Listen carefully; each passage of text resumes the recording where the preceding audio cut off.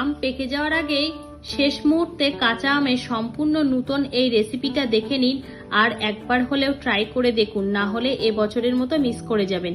একদম কম সময়ে সহজ পদ্ধতিতে ঘরে থাকা বিশেষ কয়েকটা উপকরণ দিয়ে বানিয়ে ফেলা যাবে আজকের এই রেসিপিটা। নমস্কার বন্ধুরা, ভাই বোনের হেসেল ঘরে সবাইকে স্বাগত। আজ আমি বানাবো কাঁচা আমের নাড়ু। ভিডিওটিকেও স্কিপ করবেন না, পুরো ভিডিওটি দেখার জন্য অনুরোধ রইল। আজকের রেসিপির জন্য আমি এখানে নিয়েছি 4টে কাঁচা আম, বেশ বড় বড় সাইজেরই আম নিয়েছি। এই আমটা প্রথমে আমি খোসা ছাড়িয়ে ভালোভাবে ধুয়ে নেব। আমগুলো সব খোসা ছাড়িয়ে পরিষ্কার করে ধুয়ে নিয়েছি। এই আমগুলোকে আমি গ্রেট করে নেব, তার জন্য নিয়ে নিলাম একটা গ্রেটার। গ্রেটারের এই অংশটা দিয়ে আমি গ্রেটগুলো করব। এইগুলো দিয়ে করলে কি হবে, বেশ আমটা সরু সরু এবং লম্বা লম্বা হবে। একটা আম নিলাম, নিয়ে আমি এইভাবে গ্রেট করব।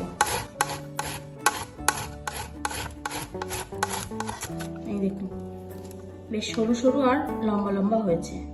এইভাবে আমি আমগুলো সব গ্রেট করে নেব। আমগুলো সব আমার গ্রেট করা হয়ে গেছে। এই দেখুন কেমন সরু সরু করে আমি গ্রেট করে নিয়েছি। এবার আমি এই আমের মধ্যে দিয়ে দেবো 1 চামচ লবণ। লবণটা ভালোভাবে আমের সাথে মাখিয়ে নেব। এইভাবে একটু আটা যেভাবে আমরা চটকে মাখি সেইভাবে মাখবো। তাহলে কি হবে, লবণটা আমের সাথে মাখলে আম দিয়ে একটা জল বেরিয়ে যাবে আর এর জন্য অনেকটাই টক কমে যাবে। আমি ভালোভাবে লবণটা মাখিয়ে নিয়েছি। এবার 5 থেকে 7 মিনিটের জন্য ঢাকা দিয়ে রেখে দিলাম, যাতে ভালোভাবে আম থেকে জলটা বেরিয়ে যায়। 5 মিনিট পর আমি ঢাকাটা খুলে নিলাম। দেখুন গা দিয়ে কতটা জল ছেড়ে দিয়েছে। এবারে আম থেকে অল্প একটু একটু করে আম নিয়ে এইভাবে চেপে চেপে আমি রসটাকে আরো বার করে নেব। একটা স্ট্রেনারের মধ্যে দিয়ে দিলাম। আম থেকে চেপে চেপে সব জলটা বার করে নিয়েছি। এবার আমি এই আমের মধ্যে দিয়ে দেব জল। জল দিয়ে আমি ভালোভাবে আবারও আমটা ধুয়ে নেব।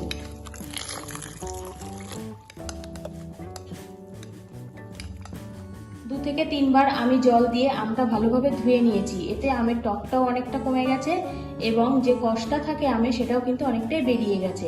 এইভাবে আমি 2 থেকে 3 মিনিট রেখে দেব জলটা বেরিয়ে যাওয়ার জন্য। আম থেকে জলটা বেশ ভালোভাবে ঝরে গেছে, এই দেখুন। এবার একটা বোল নিয়ে নিলাম আর এর মধ্যে আমি আমটা দিয়ে দিলাম। এবারে আমের মধ্যে আমি দিয়ে দেবো 1/2 কাপ চিনি। এখানে আমার 150 গ্রাম চিনি আছে। 4টে আমের জন্য আমি এখানে 150 গ্রাম চিনি দিয়ে দিলাম। আমের সাথে চিনিটা মাখিয়ে নেব।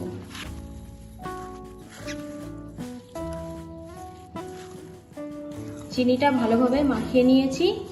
এবার 5 মিনিটের জন্য ঢাকা দিয়ে রেখে দিলাম চিনিটা ভালোভাবে মেল্ট হওয়ার জন্য। 5 মিনিট হয়ে গেছে। এবার আমি ঢাকাটা খুলে দেখবো আমটা কি পর্যায়ে আছে। দেখুন গা দিয়ে কিন্তু জল ছাড়তে শুরু করেছে, চিনিটা বেশ ভালোভাবে মেল্ট হয়ে গেছে। এবার গ্যাসে কড়াই বসিয়ে দিয়েছি। এবার এর ভিতরে দিয়ে দেবো আমটা।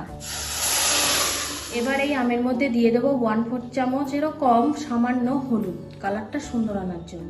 এবার দিয়ে দিলাম এর মধ্যে 1/4 চামচ কাশ্মীরি লঙ্কা গুঁড়ো আর দিয়ে দিলাম 1 চামচ ভাজা মশলা। এই ভাজা মশলাটাই আমি এই চামচের 1/2 চামচ গোটা জিরে, গোটা ধনে, 1/2 চামচ 5 ফোড়ন, 2টো শুকনো লঙ্কা হালকা শুকনো কড়াইতে ভেজে নিয়ে সেটাকে আমি ড্রাই রোস্ট করে নিয়েছি। আর দিয়ে দিলাম 1/4 চামচ লবণ। এবার সবকিছুকে ভালোভাবে মিশিয়ে নেব। সব মশলাগুলো আমি ভালোভাবে মিশিয়ে নিয়েছি। এবার আমি 2 মিনিটের জন্য ঢাকা দিয়ে দিলাম আমটাকে সিদ্ধ করার জন্য। 2 মিনিট হয়ে গেছে, আমি এবার ঢাকাটা খুলে নিলাম। এবার আমি নেড়ে দেবো। আমটা কিন্তু সিদ্ধ হয়ে গেছে, কালারটাও দেখুন চেঞ্জ হয়ে গেছে কতটা। এইভাবে আমি হালকাভাবে নাড়তে নাড়তে চিনির যে রসটা আছে সেই রসটা আমি শুকিয়ে নেব। আমের থেকে রসটা কিন্তু অনেকটাই কমে গেছে, দেখুন একটু দলা দলা মতন হয়ে যাওয়ার মতো হয়েছে। এই পর্যায়ে আমি এর মধ্যে দিয়ে দেব 1 মুটকি ভিনিগার। ভিনিগারটা দিলে কি হবে, এই যে নাড়ুগুলো আমি বানাবো এই নাড়ুগুলো আপনি ফ্রিজ ছাড়াও কাচের বয়মে সারা বছর সংরক্ষণ করে রেখে দিতে পারবেন। যে সকল বন্ধুরা এতক্ষণ আমার ভিডিওটি দেখছেন অথচ লাইক ও কমেন্ট করেননি, তাদের কাছে অনুরোধ রইল দয়া করে একটু লাইক করে দেবেন আর ভালো লাগলে অনেক অনেক শেয়ার করবেন, কমেন্ট করে জানাবেন। আর এমনই নিত্য নতুন রান্নার আপডেট পেতে হলে অবশ্যই আমার ফেসবুক পেজটিকে ফলো করতে হবে আর ইউটিউব চ্যানেলটিকে সাবস্ক্রাইব করে আমাদের পাশে থাকতে হবে। আপনাদের সাথে কথা বলতে বলতে দেখুন আমটা কিন্তু পুরোপুরি আবার রেডি হয়ে গেছে, রসটা শুকিয়ে গেছে। এবার আমি এটা নামিয়ে নেব। প্লেটে নামিয়ে নিয়েছি, এবার আমি এটা একটু ছড়িয়ে দেবো, ঠান্ডা করে দেবো। যে পর্যায়ে আমি আমটা নামিয়েছি এটা কিন্তু খুবই গুরুত্বপূর্ণ, কারণ এর থেকে বেশি রস থাকলে আম কিন্তু নাড়ুগুলো বানানো যাবে না, আর যদি বেশি শুকনো হয়ে যায় তাহলে কিন্তু শক্ত হয়ে যাবে। আমটা পুরোপুরি ঠান্ডা হয়ে গেছে। এদিকে হাতে আমি হালকা একটু তেল ব্রাশ করে নিয়েছি। এবার আমি এর থেকে অল্প একটু করে নেব, নিয়ে এইভাবে ঘুরিয়ে ঠিক যেভাবে আমরা নাড়ু বানাই সেইভাবে গোল করে নেব। এই একটা নাড়ু আমি বানিয়ে নিয়েছি। এইভাবে আমি সবটুকু দিয়ে নাড়ুগুলো বানিয়ে নেব।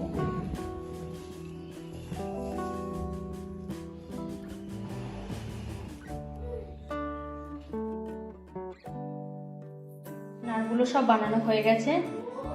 আপনারাও এইভাবে বাড়িতে ট্রাই করবেন এবং কেমন হলো অবশ্যই কমেন্ট করে জানাবেন। কিন্তু আমি একটা ভেঙে দেখাচ্ছি। এটা কিন্তু টক মিষ্টি হালকা ঝাল, খেতে কিন্তু অসাধারণ লাগবে। আজকের রেসিপিটা তাহলে এই পর্যন্ত। যে সকল নতুন বন্ধু আমার ইউটিউব চ্যানেল থেকে দেখছেন তারা অবশ্যই চ্যানেলটিকে সাবস্ক্রাইব করে দেবেন, আর যে সকল বন্ধুরা ফেসবুক থেকে দেখছেন তারা অবশ্যই ফেসবুক পেজটিকে ফলো করে দেবেন। আজ তাহলে এই পর্যন্ত, দেখা হচ্ছে পরের কোনো নতুন রেসিপিতে।